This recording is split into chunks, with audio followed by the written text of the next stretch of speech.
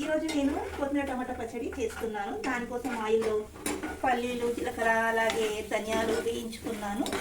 వేయించుకున్న ధనియాలు, పల్లీలను ఇలా ప్లేట్లో తీసి పెట్టుకుంటున్నాను. వీటిని ఇప్పుడు గ్రైండ్ చేస్తాను.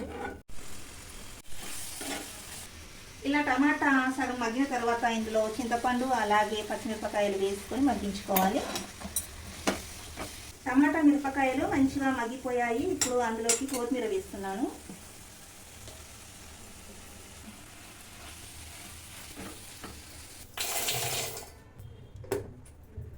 ఫ్రై చేసుకున్న దినుసులను ఇలా పౌడర్ చేసుకొని అందులోకి టమాటా కొత్తిమీరను వేసి గ్రైండ్ చేసుకుంటాను. వెల్లుల్లిపాయ రెబ్బలు ఇలా గ్రైండ్ చేసుకుని ఇందులోకి పోపును వేసుకోవాలి. ఫైనల్గా గ్రైండ్ చేసుకున్న పచ్చడిలోకి పోపు వేసేసుకుందాం. అంతే, టమాటా కొత్తిమీర పచ్చడి రెడీ.